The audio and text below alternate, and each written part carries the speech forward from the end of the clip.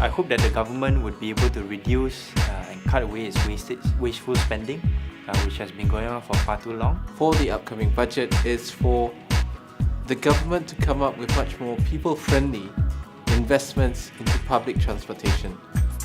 As you know, public transportation in Malaysia generally really sucks. My budget wish list for the government is first, to spend less.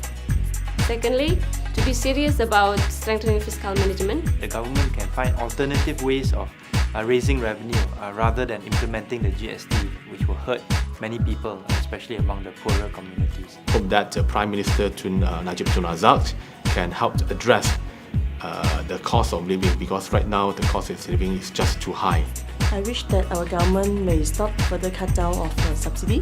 The government should really look into affordable housing. The house price is now very expensive, and bank loans are not making it any easier for us. Basically, 40% of the lower income group cannot really afford houses now in Klang Valley or in other parts of Malaysia. And also for the young people, I think they are really having a lot of problem in buying houses. So please, government, I need a house for myself. I think everybody needs a house for themselves too. My wish list for budget 2015 is to have more allocation for environmental conservation. What I feel that the government have to include in their budget and all that, they have to create more gender budgeting. It's not only in the women ministry and all that. And partly we have to say that we have to include in all the ministries. The government should provide more education on the opportunity for the youth to get involved in entrepreneurship program, as nowadays there are many graduates but they are mostly unemployed. My particular wish list for the budget is something that helps local companies grow, so possibly a new seed fund for growing companies from a $500 to $1 million mark.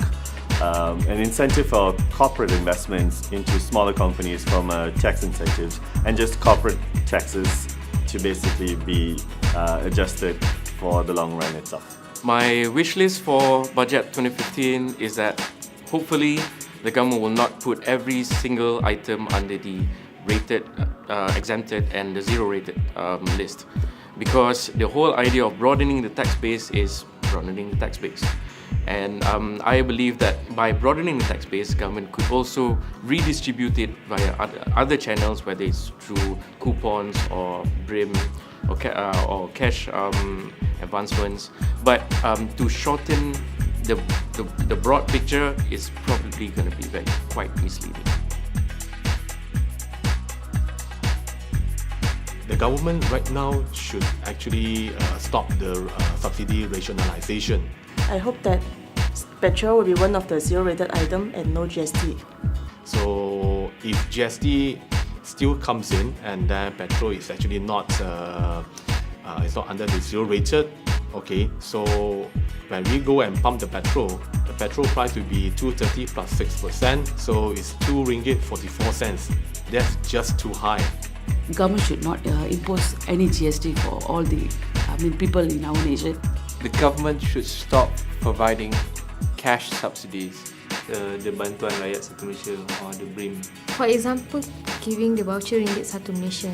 Such as books, book vouchers, etc., which are broad and are not focused or target specific, really do not benefit those who are most in need.